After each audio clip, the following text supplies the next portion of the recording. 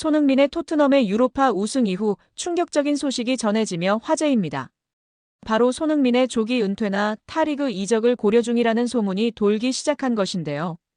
팬들의 불안이 커지는 가운데 토트넘 회장 다니엘 레비는 구단 역사상 최고 대우의 계약을 제시했지만 손흥민은 이를 공손히 거절하며 이미 결정을 내렸다고 밝히며 파장입니다.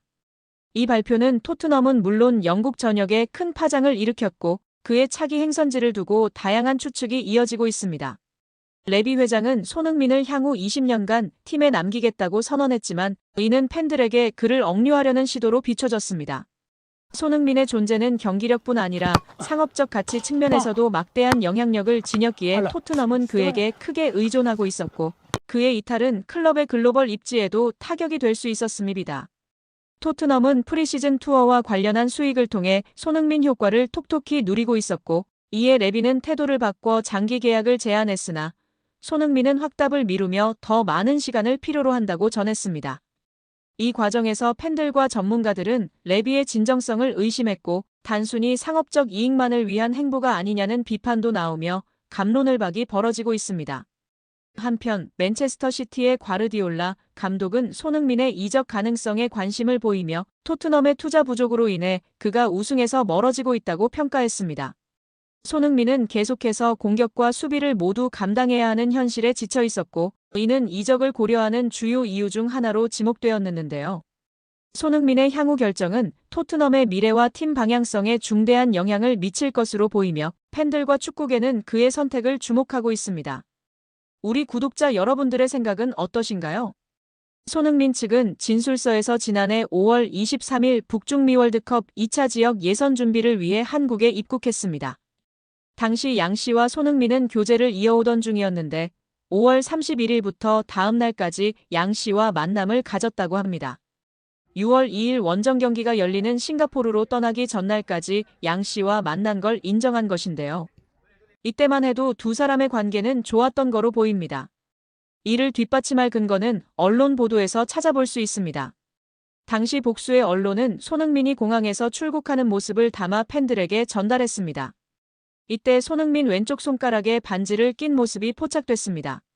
문제는 약 한 달쯤 지나 발생하였습니다. 손흥민 측은 한 달 뒤쯤 양 씨가 임신 사실을 알렸다며 이에 손흥민은 양 씨에게 대화를 제안했지만 양 씨 측은 금전을 요구한 채 만남은 거절했다고 밝혔습니다. 이 과정에서 양 씨는 손흥민의 아이를 임신했다면서 태아 초음파 사진을 보냈고 이후 손흥민으로부터 3억 원을 뜯어냈습니다.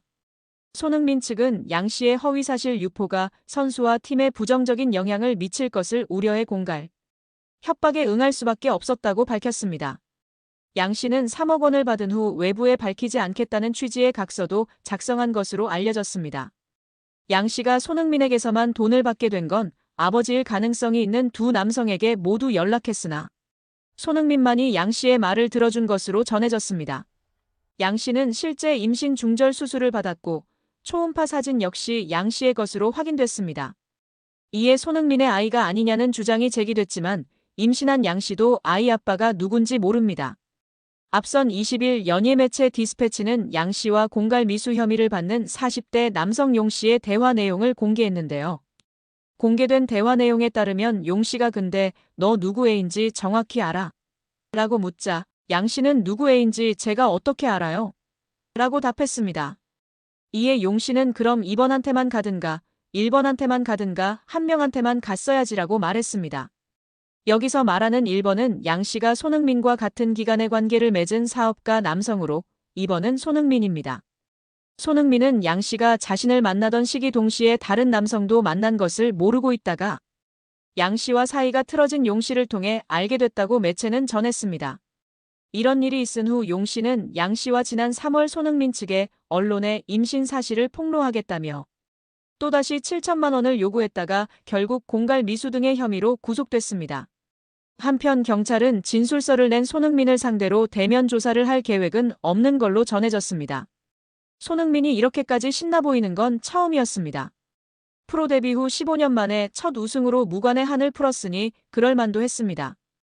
토트넘은 유로파리그 결승전에서 맨체스터 유나이티드를 1대 0으로 꺾었습니다. 전반 42분 파페사르가 왼쪽에서 올린 크로스를 문전 쇄도한 브레넌 존슨이 발로 건드렸고 맨유 수비수 루크 쇼 몸에 맞고 굴절되면서 골로 연결했습니다. 예상과 달리 선발 명단에서 제외된 손흥민은 후반 22분 주장 완장을 건네받고 왼쪽 윙포워드로 교체 투입됐습니다. 손흥민은 드리블 돌파와 프리킥으로 역습을 이끌었고 수비에도 적극 가담했습니다. 종료 휘슬이 울리자 손흥민은 팀 동료 제임스 매디슨과 부둥켜 안고 흐느꼈습니다. 손흥민의 서사를 아는 사람이라면 감동할 수밖에 없는 장면이었습니다. 손흥민은 레버쿠젠을 거쳐 23살이던 2015년 토트넘으로 이적해 프리미어리그 득점왕과 푸슈카시상 등을 숱한 개인상을 수상했습니다. 10년간 자신이 사랑하는 토트넘에서 450경기 이상을 뛰며 청춘을 바쳤지만 우승과는 인연은 없었습니다. 2016년도 시즌 EPL, 2018년도 시즌 유럽 챔피언스리그, 2020년도 시즌 리그컵 모두 준우승에 그쳐 아쉬움에 눈물을 쏟았었습니다. 토트넘 팬인 영화 스파이더맨 주인공 톰 홀랜드는 지난 2023년 토트넘은 우승한 적이 없어 응원하기 정말 어렵다. 손흥민과 해리 케인은 레알 마드리드로 가라고 말하고 싶다고 추천할 정도였습니다. 지난 시즌 바이에른 뮌헨으로 떠난 케인은 올 시즌 분데스리가 우승을 차지해 무관에서 벗어났습니다. 6년 전 리버풀과의 유럽 챔피언스리그 결승전에 나선 토트넘 선발 11명 중 지금까지 남은 유일한 선수는 손흥민 뿐입니다. 못 떠난 게 아니라 안 떠난 손흥민은 마지막 우승이 2008년 리그컵이었던 토트넘에 17년 만에 우승컵을 안기며 극적인 드라마를 완성했습니다. 허리춤에 태극기를 두른 잉글랜드 프로축구 토트넘 호스퍼 손흥민이 이제 당신은 레전드인가요란 TNT 스포츠 진행자의 질문에 격양된 목소리로 답했습니다. 네. 레전드라고 하죠. 안 될 게 뭐가 있겠어요. 오늘만큼은요. 한국 축구에서 차범근, 박지성을 1, 2등, 자신을 3등으로 꼽으며 한껏 낮추던 평소 모습과 달랐습니다. 손흥민은 토트넘에서 17년간 누구도 우승을 해내지 못했다. 난 세상에서 가장 행복한 사람이라고도 했습니다. 손흥민은 트로피를 들어올리는데 누가 밀어서 박았다며 이마에 난 상처를 보여주면서도 웃었습니다. 축하 파티를 하다가 내일 비행기를 놓칠 수도 있는데 일요일 프리미어리그 브라이튼전 취소는 어떤가라는 농담도 했습니다. 여기에 라커룸에서 발을 동동 구르는 깨방정을 떨며 15달하는 우승 트로피를 들까 말까 하면서 개다리춤을 연일 추다가 결국 5번 만에 트로피를 번쩍 들어 올린 영상이 축구 커뮤니티에서 화제가 되고 있습니다. 축구 팬들은 우리 흥민이 정말 많이 신나 보인다 보기 좋다. 내가 더 행복하다. 우리 개다리춤 영국에 전파하고 있네. 5번은 좀 심한 것 같은데 등의 반응을 보이며 축하해주고 있는 모습입니다. 풋볼 런던에 의하면 매디슨의 주급은 손흥민보다 약간 낮은 17만 파운드, 약 2억 9,440만 원입니다. 토트넘은 지난해 여름 레스터시티의 에이스로 활약하던 매디슨을 영입하기 위해 높은 연봉을 약속할 수밖에 없었고 매디슨은 토트넘에 합류하자마자 팀 내 고연봉자로 등극했습니다. 그럼에도 만족할 수 없었던 매디슨은 구단에게 연봉 인상을 요청했다는 소식을 전하며 토트넘 팬들의 갑론을박이 벌어지고 있습니다. 매디슨은 손흥민 다음으로 연봉이 높은 2순위이기 때문에 이번 유로파 우승에 대한 공로를 인정해 달라는 것과 계약 만료를 앞둔 최고 연장자 손흥민은 이제 자유계약 등으로 떠날 선수이니 자신에게 토트넘 최고 선수의 대우를 해달라고 요청했다는 것이 매체의 설명입니다. 여기에 손흥민을 좋아했던 유명 인플루언서가 아름다운 외모와 드레스로 팬들을 열광시키며 화제입니다. 영국 매체 데일리 스타는 한때 토트넘의 세르히오 레길론과 사귀었던 마르타 디아스가 최근 검은색 드레스로 아름다움 그 이상이라는 평가를 받고 있다라고 보도했는데요. 매체에 따르면 디아스는 자신의 사회관계망 서비스 SNS에 검은색 드레스를 입은 사진을 올리면서 팬들의 관심을 끌었습니다. 팬들을 댓글을 통해 정말 우아하다. 너무 예쁘다. 언제나 그렇듯이 당신은 매우 아름답고 우아하고 훌륭하다. 항상 아름답기 그지없다. 당신의 아름다움이 여성의 모습으로 드러났다라고 칭찬했습니다.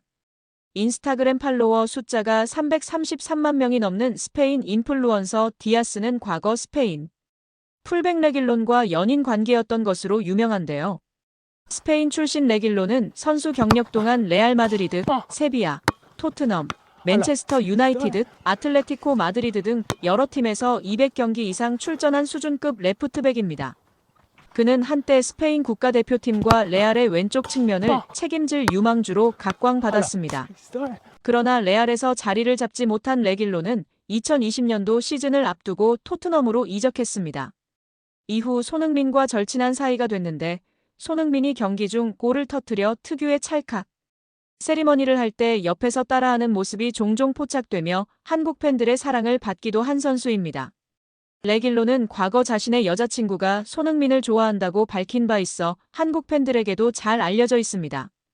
그는 지난 2020년 크리스마스 행사 도중 팬들의 질문에 내 여자친구도 손흥민과 해리 케인을 좋아한다라고 답했습니다.